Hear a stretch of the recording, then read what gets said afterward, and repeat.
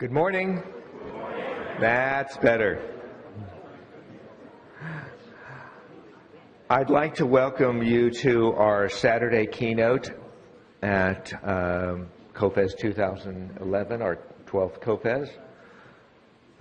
I'd like to thank our sponsors, Geomagic and First, Geomagic for the keynote, our technology suites, our hospitality suites, and our other sponsors we'll hear a little bit more about later. But mostly I'd like to thank and introduce John Voeller. John is CTO of Black & Veatch, which is a big firm that deals with large and complex problems. And the simple way that I talk about John is that he's on loan to the White House and has been on loan to the White House for both blue and red administrations, basically to solve intractable problems and to solve very difficult and complex problems. And John has the unique ability to see the big picture and to break it down logically and to find a practical and pragmatic solution. Now, I mentioned on Thursday about something to pay attention to, and that is when we were in the DOS Symposium, about regardless of how well we clean up our own home, if we don't start paying attention to helping the rest of the world, anything that we do on our own is really going to be irrelevant. And I'd like for you to look for that point in John's talk and listen to how that actually occurs. And the first time I saw what John was working on basically scared the shit out of me. It still does. But there's hope in there. And not only is there hope, there's real practical takeaways to bring home. And that's what we try to do with our Saturday keynote. I'd like to introduce to you my friend, longtime colleague, John Voeller. Thank you, sir. Appreciate it. You'll forgive me while I mess with the mechanics here. Microsoft likes to time out when you don't want it to.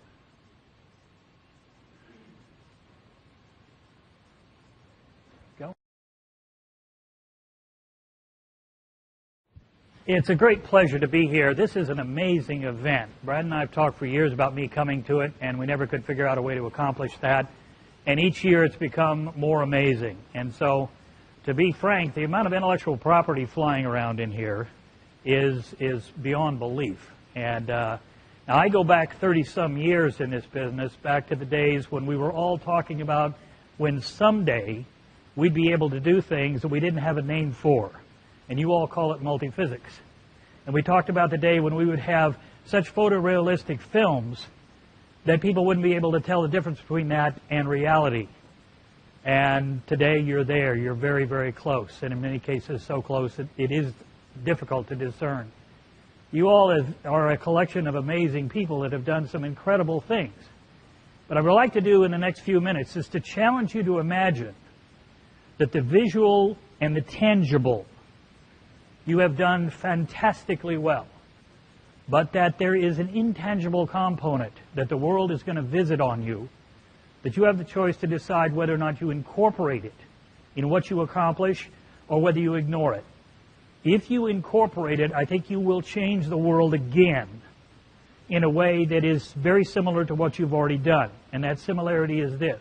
If you do fantastic things and the person who's seeing them does not see the gears turning in the background, then that's akin to magic.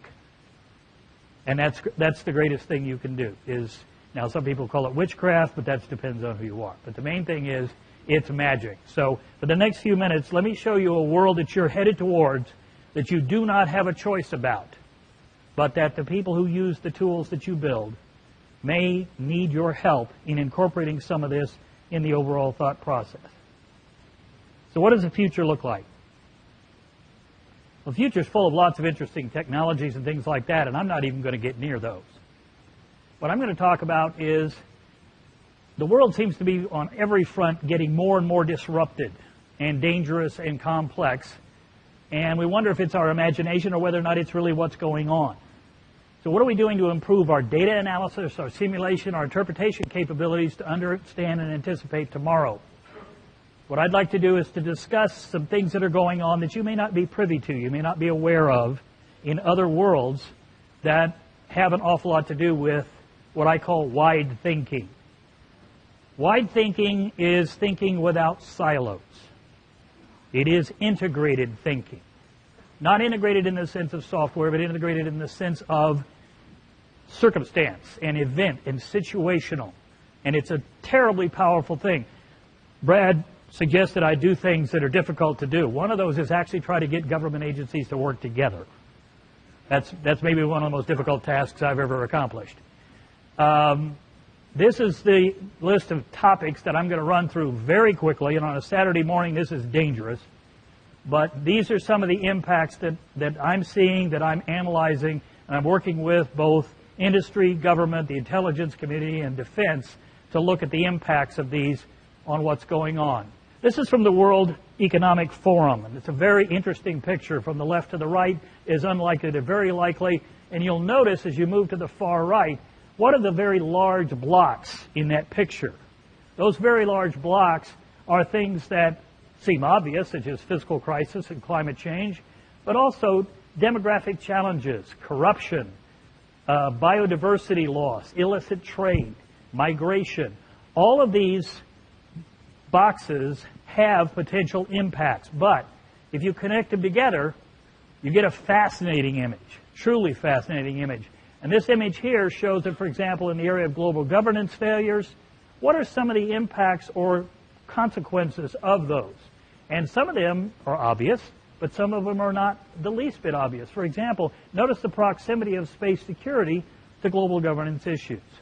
That's actually a huge one, because we don't realize how much we control, manage, learn, and make decisions on from space with our satellite systems. So here's another picture that should scare you to death. This is from a work done called Choosing the Nation's Physical Future. This was done by the National Academy of Public Administrators. This is our physical future out to 2080 if we stay on the track we're on right now. Notice that this is percentage of gross domestic product. Those are individual items. If you want to see their sum total, you have to add them all up. Gets to be a real interesting picture. It's about 2.2 times the GDP of this country. Now, this is an even more interesting picture. As a percentage of GDP, the brown bar is what the fiscal crisis that we're in now is likely to impact these different countries. The blue bar is what aging is going to do to our countries. That's a staggering image to imagine the consequences of what we're going to do in taking care of the aged in all of these different countries. Now, believe it or not, the people at the bottom, the Japanese, are the only country I know of that has actually rearranged their national budget to tackle that issue. Phenomenal effort that they did in conjunction, interestingly enough, with the Finns. They got together and said, what does the future look like? They both came to a conclusion, and one of them was, we're going to repurpose 30% of our national research budget to look at the needs of the aged. This is an even more interesting picture. This is the world between now and 2015. Forget about all the bars, but look at the different parts of the world on the left, and look at the brown bar, because that's the working population in those countries. There's your customers. Forget about these people, just population. These are customers and consumers of world resources. And they weren't consumers not very long ago. And they look like this population-wise. 60 or more % of the population is younger than 30 years old in the dark brown. World resources, we talk a lot about renewables, we're going to get rid of coal, do all these other things. Rest of the world still doesn't pay much attention to that because they don't like to work with fads. They're working with reality. The reality is that if you're sitting in a country that has that much of a certain resource, and you're an emerging nation, you're not giving up the opportunity to use that material. So if we look at that, here's a list that Lloyd's came up with in their 2011 World Risk Assessment, and you'll notice that almost every single item in this list is energy related. That's a fantastic document, by the way. All of the documents I'm talking about here and all of the things that I've used in my slide presentation, I'm going to give to Brad to allow him to send it around to anybody that wants it, so he can post it on the website. It's all open source information. This picture here, I won't go into detail, but this is an analysis of the emissions and reductions that would occur by 2030 if we were to fully adopt smart grid technologies. Take a very close look at this, because this is something people are pinning a lot of hope on and a lot of money on, but the numbers don't work. It's not nearly what we need, and it's an amazing amount of expense to accomplish. And I've already had discussions with organizations like General Electric to try to get them to rethink what this looks like. This picture here shows the abatement by 2030. These are all different things we could do to cut down in our emissions. Now, some of these are quite obvious. Some of them are really bizarre and unusual.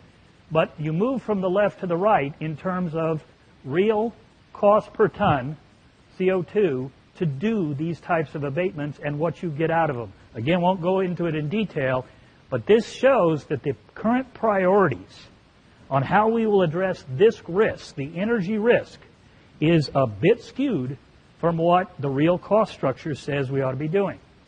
I've broken this down into a risk for the energy sector itself, and also the consequences to right or business of the decisions based on what the energy industry does.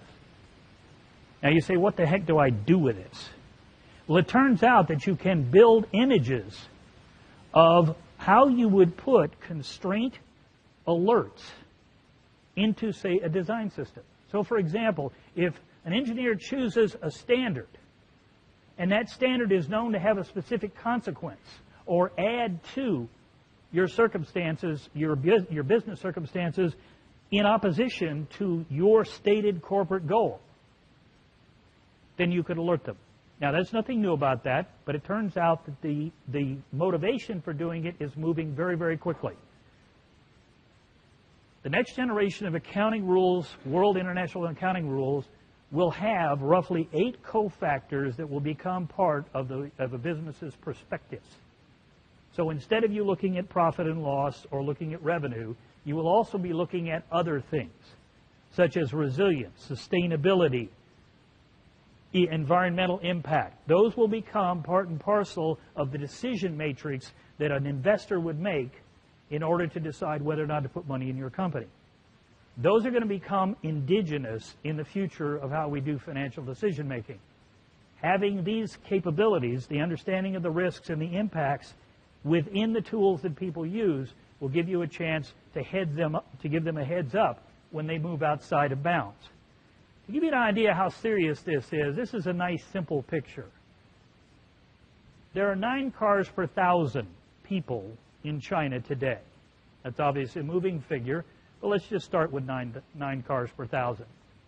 There's 200 to 300 in the United States per 1,000, depending on whether or not you live in most of the country or you live in Orange County, California. But the main thing is lots of cars per 1,000. Now, when China moves from 9 cars per 1,000 to 11 cars per 1,000, they use another 71 million gallons of gas a day, which is 1.4 times the total consumption of the United States. So what happens when they get to 100? If you look at water, dark green's nice. The further away you get from dark green, it's not nice. Notice that the U.S. is at sort of a green and moves to a yellow by 2015, current estimates. This, by the way, comes from the National Intelligence Council. They have 3 documents that I absolutely recommend that you read. One is called Global Trends 2015. Another one is NIC 2020 and the NIC 2025. Those are incredible predictors of the future done by some really top people that have been doing it long enough to have their work checked. They're very brilliant, And they hit some stuff on the head like you would not believe. The main thing is, you find them on the CIA website. They're part of the CIA World Book effort. Quite interesting. But here, notice where we're dependent on other parts of the world. For example, we keep talking about the emerging nations. Look at what happens in China and India as far as water over that same time frame. This is water consumption in different parts of the world, including the grouping of the developed countries and the developing countries. See how fast they're moving up the ladder towards where we are. But we have a simple arithmetic problem again. The amount of water on the earth is fixed. The amount of recoverable water is fixed as well, unless we can figure out a way to do cheap desal. Only 11% of the water can currently be desaled because of other limits, and we have a population growth we have to face in the next few years of 2 to 3 billion. That's a little bit problematic when it comes to water because of this. This is the Yangtze River. They have a problem. They've over-irrigated in the area and done what the Russians did in the Aral Sea. This is a massive catastrophe in the making if this keeps going the way it is. So let's go to the predictors. Here's climate change. Very important issue. Very critical issue. The only problem is, as an engineer, I have 2 bad habits. Those 2 bad habits are, number one, that whenever I look at any situation, I like to write down my assumptions.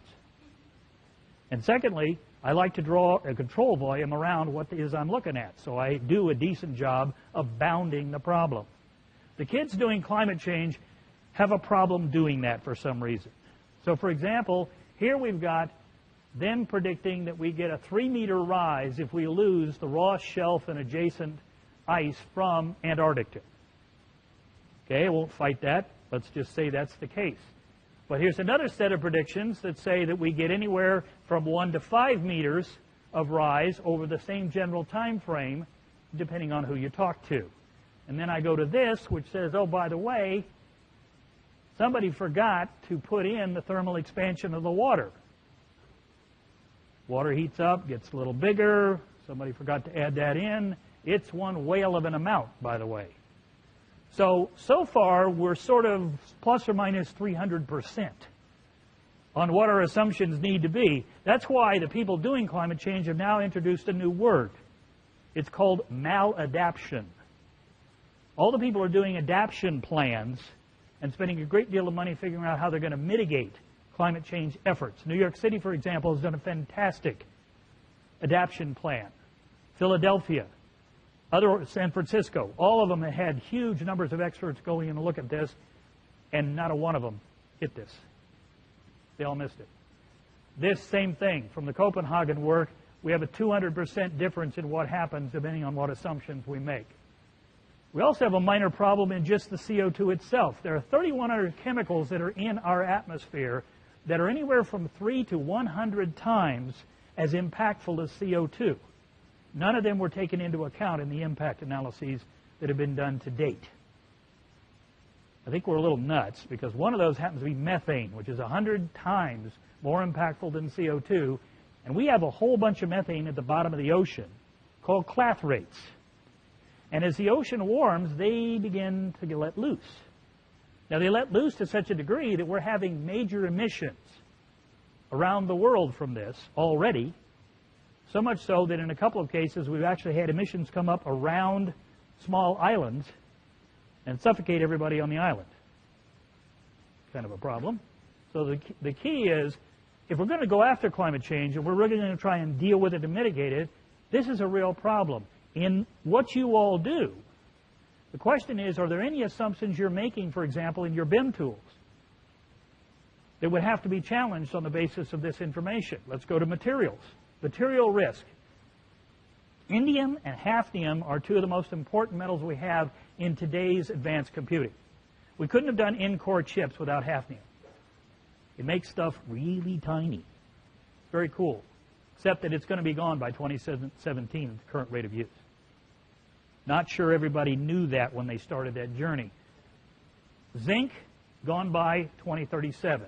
Zinc's, what do you make, buckets? No, it turns out zinc's pretty interesting material. GE got caught sideways on this. Now, I'm not talking out of school here because GE volunteered this, when I gave a speech at the National Academy a year ago, January. I spoke about these issues, and they started a national initiative on it. But Steve Duclos from GE said, you know, we got hit. One day we woke up, and it turns out that the metal that prevents the creep from occurring in our gas turbine blades, we couldn't get anymore from anybody. And it's the only material that does that we've ever found. It's called rhenium. They got caught completely flat-footed. They spent $81 million trying to find a substitute. They found something that's sort of kind of good. But the main thing is, overnight, the price of that material, when it did become available, was 13,000% price increase. On one Friday afternoon last November, the Chinese bought up the 17 largest rare earth mineral companies in the world. They now control just about anything we need to do. Now you say, well, I don't think I really care too much about that. Well, maybe you do. That right there uses 61 elements of the periodic table. 61. 16 of the 17 rare earths. Let's go a little further. Here's a list of the impacts. These are the raw materials, and these are the things that we've all been talking about in the future: fuel cells, hybrids, energy storage, and so on. These are all impacted by this issue. Let's go a little bit further. Chinese put up a monopoly of this. They now control the 95% point, but they have a three-pronged strategy that's very critical. Rare earth exports are restricted. They've already done it with the Japanese. Imports are encouraged, and outbound rare earth acquisitions are actively encouraged. That's where they're going. Now, a little bit further. This is China on the rest of the metals. These are consumption figures as of 2006. Notice the second row. China consumes 25%, it's now 29%. 22% of copper, that's now 26%. 18% is now 22%. Ore, we just went over the 50% mark, and steel, 33% of the world's supply. Now you say to yourself, okay, yeah, they're emerging. Why do I care? Imagine the following. Who's going to go back in all of the ASTM and mil specs and examine where we have spec things? That if you now spec those into a product, you just got yourself into a very significant problem in not just first cost, but spare parts. We're literally in a situation, I call it the end of sufficient plenty, because we're going to have to develop systems that will prevent engineers and people from speccing themselves into a problem. And this is a huge one right here. It's called the end of sufficient, the era of insufficient plenty. And my reasoning is very simple. For as long as we've been doing engineering, we've had a chance to say, well, I need something. Okay, it's over here. Well, it costs a little much, but I can still get it. We've not been in a period of time where we flat have to say, I can no longer get that. Now imagine going through the mil specs and figuring out the impacts. It is astronomical, the amount of effort just to do that. So what's the government doing now to increase complexity? They're our friend. Here's what they're doing. 30% reduction in petroleum fleet use for 2020. I won't go through these in detail. Every single one of these has one symbol attached to it, $. They're all going to cost companies money. They're all going to cost the consumer money. And their value is yet to be proven in many cases. Now, what does that say to people who develop software? It says that if you can put modules into your software that instead of just doing, they also create data that allows the user to figure out the net impacts of their decision, so that they can begin to develop a knowledge base that says, okay, the last three products we've done, we've used these decisions, and it's this particular one that's costing us a lot of extra money. So what you're doing is no longer performing the function you're requested. You're giving people an opportunity to use this as a data collector and innovation function. Next step. GSA, Homeland Security, NIST are all moving very aggressively to focus on sustainability and resilience. Now, they're still arguing the definitions. They probably will be for God knows how long, but the main thing is there's some great work that's been done in Europe and in Asia on resilience and sustainability. That'll be on the DVD that I'll give to Brad. And you need to take a close look at some of it. There's some very impactful things related to how engineering and design decisions will be made in the future. DoD has already adopted energy metrics that are so detailed that they go down to the number of Jeep trips that they take across bases. Actually, Gates has already said that managing energy is now on par with managing weapons. It's become that serious an issue with them. The national intelligence people are completely retrofitting all of their intel facilities to be sustainable. They put out an IDIQ, which is very unusual. That's indefinite quantity, indefinite delivery. That, in most cases, those come out as a task limit and a total order limit. This has neither a task limit or a total order limit. It's open-ended. EPA is doing a lot of interesting things, which you might imagine. They will continue to do so even with Carroll gone. But the main thing is these are all dollar generators and change makers. Go a little bit further. So what's industry doing? Well, industry's been busy. Industry is doing all sorts of fun things like increasing the complexity of devices. The economic optimization is changing. All of these different impacts are occurring.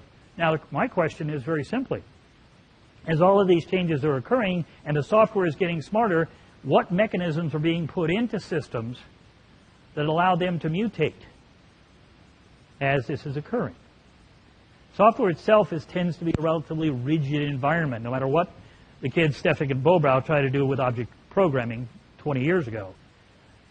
It's a very difficult environment to get something that does work well, but also mutates to the change of what's going on. I would submit to you that we are still not at the point of having software that is organic. And organic is where this has to go in the long haul, because the speed of change, the speed of revision is now so fast in terms of the external constraints and needs that it pushes people to not use tools. This, for example, BIM. It's a lovely idea. I'd killed for this 25 years ago when I was messing around with PowerTrack. But at the end of the day, we've got a system that still carries one characteristic to a large degree that was the problem with the systems that we built 25 years ago. And that is, it's great when you do stuff the first time. It's a pain in the butt when you need to edit something. And it's actually, it's like OCR software. It does 94%, and the other 6% take you a week to clean up. This is a great step forward, and it's unbelievable what it can do, but currently it scares me to death about what debris it will leave when people can't figure out ways to use it as an edit tool as opposed to an initial design tool. And then people are tackling problems like this. I don't know how many of you are familiar with Masdar. Rather interesting project. Scary. Because it has these requirements. We're going to go from the red side statistics to the green side statistics to get a zero carbon goal in an entire city. A fantastic adventure. And the kids at CH2M Hill and their partners are doing a grand job of trying to pull this thing together. But this is a huge challenge. But I would be very interested to figure out how well the tools that we currently have today are supporting these people in doing this task. It would be fascinating to debrief them on that, especially when they're playing around with this kind of stuff. Or better yet, this. This one still defies the imagination, not because it's tall and skinny, but because I keep asking myself, okay, 50 years from now, how do you demolish this thing? I got no idea. It's just fascinating to imagine in an orderly fashion. Let me qualify that. So let's look at it. Let's make it more personal. Let's look at a U.S.-based wisdom. How much wisdom we used in terms of looking at future projects important to the nation. I told my board of directors 5 years ago when they got very excited about the nuclear renaissance, I said, hold it, wait, don't get too excited. First of all, the plants they're deciding to build are going to be so expensive that nobody will build them. We've had 7 plants canceled already because when somebody finally ran the construction estimates, they said, not on my watch. $8 billion for that many megawatts is not worth the trouble because we chose to follow what we used to doing. Big, fat. I used to work nuclear plants. I helped work on Sequoia, Black Fox, Lungmen. Been doing that for a lot of years. But the key is these elephants were difficult to deal with when we did them 30 years ago. They're largely impossible to deal with today. Now, you say, well, okay, well, what's the option? Well, how about what the Chinese did? Chinese said, you know what? Construction's expensive. Okay, well, wait a minute. You guys have really cheap labor. We understand that 98% of the people that are on our site cannot work in a nuclear plant. It's too sophisticated. We've got to get them trained. We don't have the construction people to do work at that level. So why don't we do this? Why don't we put a factory together and build 80% of the plant in a factory? Truck it out, plop it on site, and then we cut our construction costs. How about that? And that's what they did. It's called a pebble bed modular reactor. Now, in the upper left-hand corner is the factory to make them. Upper right-hand corner is the total system.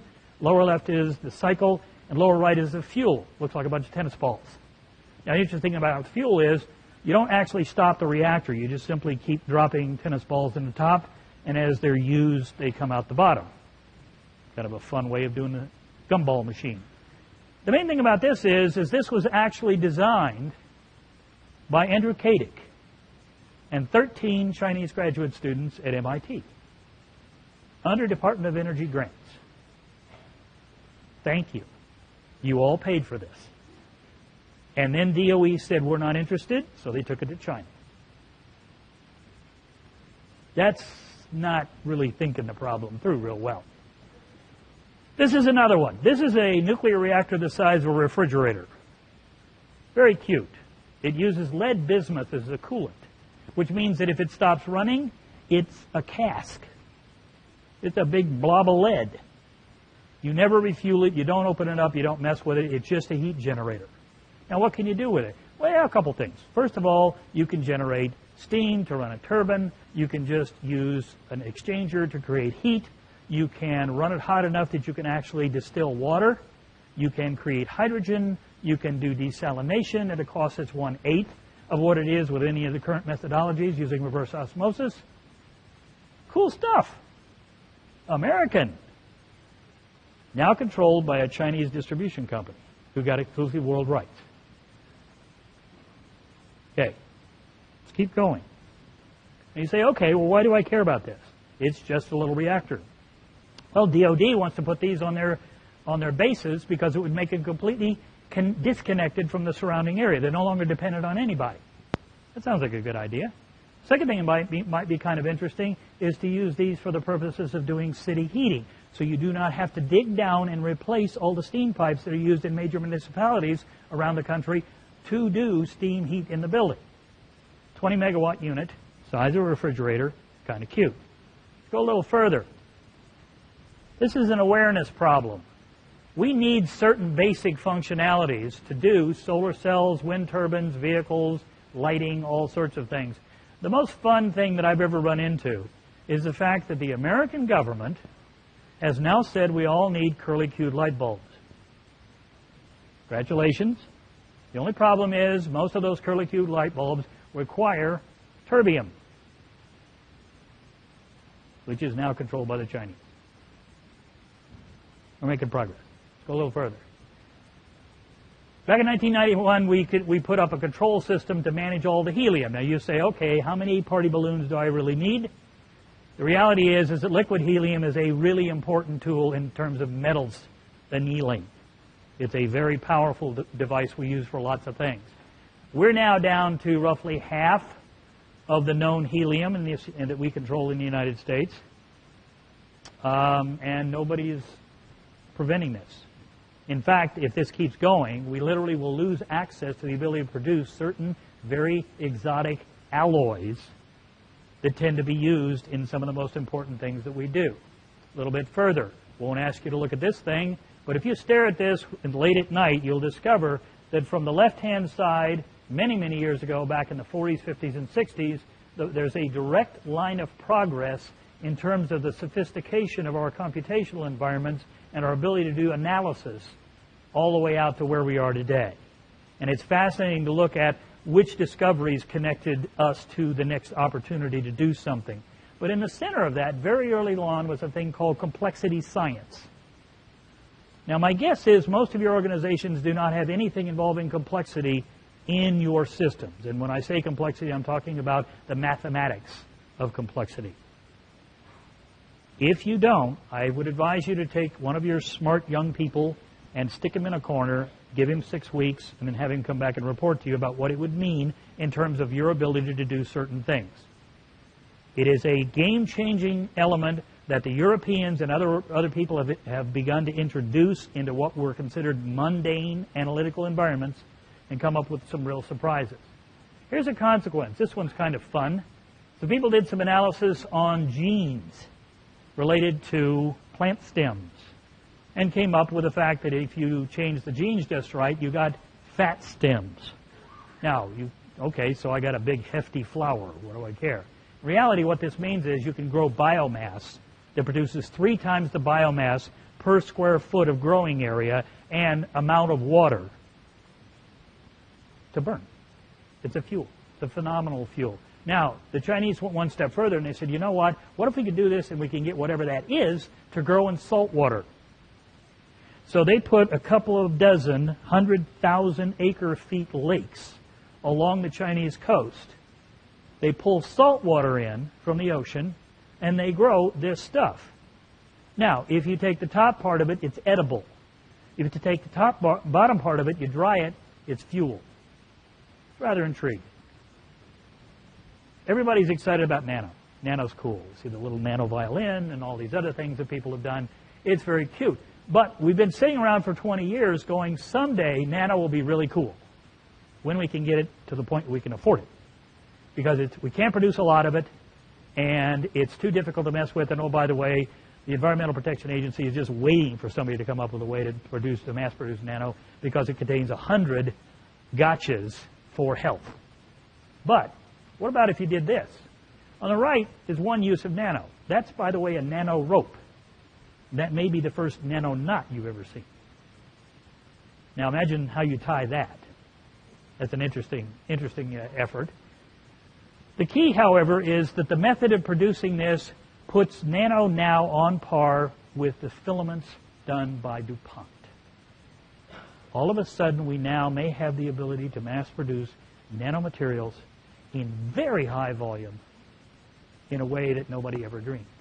That's an incredible opportunity to produce something that could replace or change the way we spec materials and the characteristics of whatever we produce using these materials. On the left is another interesting nano invention.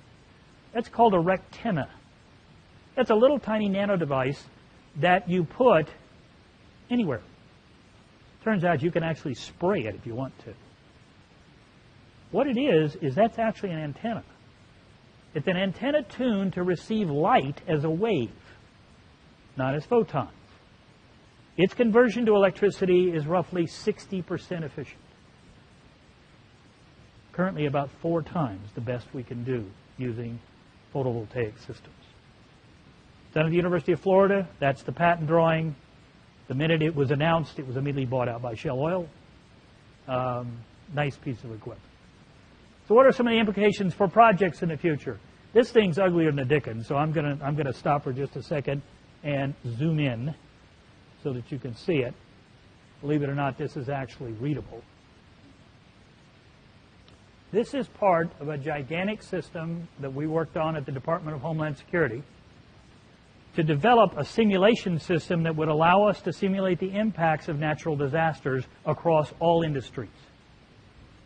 And the level of detail, you can read it up there, unbelievable level of detail put into this thing. But more importantly, this is just the refinery model. If I go to the next slide,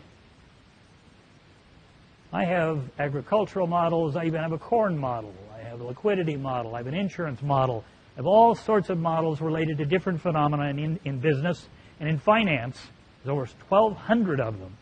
It was put together in order to be able to look at these situations so that when we had another major national catastrophe, we could quickly spot where the potential impacts are and see if we could mitigate them or what we could do to deal with them. Because many of these impacts, much like 9/11, things happened a long way away from New York. The impacts of 9/11 were heard around the world because of what was in that building and what was being done in that building. And the same thing would be true of any other natural disaster. I went to the Department of Homeland Security in Sandia, which did this development on this, and I said, guys, would you do the following? Would you be willing to stick this in a not-for-profit organization so that industry could come to you and say, we'd like to look at the impacts for our business or for our clients? And that's something I'm still working on, because we've spent $60 million of your money to build this, and it needs to be in place where we can get some value out of it for the nation and for where we go in the future. Let's talk a little bit about wide thinking at the fundamental level. There's no software in the world that I'm aware of that uses a decision as a data type. Hope I'm wrong, but I don't think that's true. A decision is something that has constraints, inputs, linkages, consequences, actions, and implications, as well as the decision itself. What do we do as engineers, for example? What do we get paid to do? We get paid to make decisions. It's this big, it's this color, it's this material, it goes here, it's this long, connects to that. These are all decisions. And so everything we do in engineering is we make decisions that other people either don't want to make or they're not equipped to do the analysis necessary to make that decision with certainty. Data states. Everything in any sort of a model lives a separate life. They don't all work together. They work at different levels. For example, that part was supposed to be ready. It's not ready. That means I can't get this part done because I don't know how that's going to work. All of those things are tied together. And moving from mine, which means I am the one who designed it, so I have complete control of it, all the way through all the implications to get it approved and then actually get it accomplished, those are data states. Those seem to be missing in where we go. They have a tremendous implication in what we might do. And this is something I did back in '93 called Automated Revision Implication Assessment. If I make a change in any sort of a model, what comes back to me and says, what you just did, you just saved the mechanical $6,000, but you just cost the electricals $19,000. Because that little change you just did caused them to have to move all this conduit. You see what I'm driving at? That kind of support for people has amazing implications in terms of being able to change, and its complexity. It's complexity based in every sense of the word, because it's highly nonlinear. Let's go a little bit further. Let's look at a thing called integrated infrastructure. Won't get into this diagram. You can look at it later. It's a scary diagram. But what it's designed to do is to put the constraints related to all the things associated with any given infrastructure base in one place so I can examine them. Let's give some examples. Let's look at the possibility that maybe the way in which we rethink the rebuilding of our infrastructure, which everybody's been very excited about. We're going to rebuild all those collapsing sewer lines and all those water lines and all these other things. Lovely concept. So are you going to dig up the water line to replace it down there? What prevents you from doing it on the surface? It was put down there back in a day when it didn't have good pumps. We had to use gravity. So why would I do that? In fact, if I rethink infrastructure completely, I could even rethink how a city looks. So for example, what would City 2.0 be? How about if it's in 3 layers? Bottom is trucks, middle is cars, top is people. And I could run my infrastructure all through that. I don't dig any ditches. I also can get at it the next time it fouls up without digging a ditch. Possible concept. Let's go a little step further. How about we think about what this implies in terms of usage of energy, for example. If I were to have escalators that would move people from street level up to the top, then when they go back down, I can have kinetic energy recovery systems on that escalator, pick that energy back up, and use it. Just one possibility. Those are just dumb things that we can think about. But even things like, for example, how about if I were to take the roadbed And where I have a thing called a shoulder, which is largely useless unless you break down, maybe I put a trapezoidal box in. And in that trapezoidal box is where I run my infrastructure along that roadbed. And I can get into it when I need it. I didn't bury anything. And I have plenty of room to expand. So I stopped directional drilling in my yard. Let's go a little further. How about rethinking LNG? I had the Australian government come to me and say, look, we're building 3 new giant LNG terminals on the north coast. And we've got to figure out a way to get the LNG in to the country. So we've got to build these pipelines and we've got to do this right of way. And I'm going to go, oh, ugh. So hold it. One thing I hate, it's called right of way because it involves lawyers and lots of arguments. So how about we do this? How about we remember that CNG, compressed natural gas, is 60% as compressed as LNG and requires no refrigeration. So I could take the LNG, turn it to CNG, and put it in plain old tank cars. Because it turns out I already have rail lines that go to everything I need. I don't need pipelines.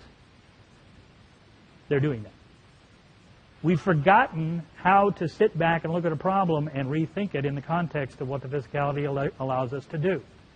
So what's next? Here's a couple possibilities. Mutals. Maybe a new word. Mutal is a metal that actually understands its environment and mutates to fit it. So instead of, for example, its curves being such that it goes from elastic to plastic, it goes from elastic to a different elastic regime.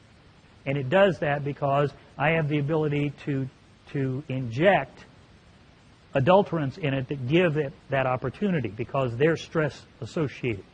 So their behavior changes with the stress levels in the adjacent materials.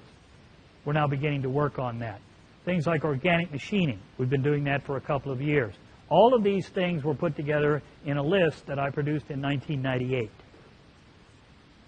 We're now doing a fair percentage of them, and we keep talking about some of them when I can't seem to get people moved on. But the main thing is, these are the kinds of things that are coming, and they change the basis of how we accomplish what's going on. But we have another minor chaos problem. I don't know how many of you saw this. It's in the New York Times about 2 years ago. The Japanese Ministry of Internal Affairs estimates that in the next decade, they will be roughly 500,000 engineers shy of their needs. Now, the other fun part about this story is they actually came up with a method for mitigating this. And that was they began to issue visas to Chinese engineers. Now, for those of you that understand Japanese culture, the idea of doing that is a little bit of a stretch. But they're doing it because that has to happen. Let's go one step further. The Japanese got together with the Finns and said, you know what, we need to think about the future, so let's do it together. And they wrote a glorious report on the implications of the future in what they spend their money on. And they went in and did wholesale changes. They canceled or cut almost every single major project they were doing and funding through national funds in deference to a totally new agenda.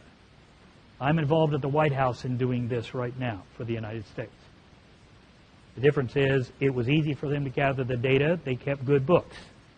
It's next to impossible for us to gather the data because we keep crappy records. But that's where we're going. I would leave you with one thought. Imagine the following. In the year 2000, let's imagine that you could quantify the total resources used by the United States regardless of where it came from. So this is all the water, all the materials, all the food, everything that you did, and let's call that one USCR. By 2015, China will be at one USCR. By 2029, India will be at one USCR. The world was never designed to have that many USCRs underway. So one of the things I would challenge you all to imagine is, in everything that you're doing, is there some place in what you're accomplishing where you could help deal with the complexities I've spoken about in the form of providing guidance, warning, awareness, whatever, as an intangible component of the products you provide? because I honestly doubt that anybody can start back where you began 25 years ago and develop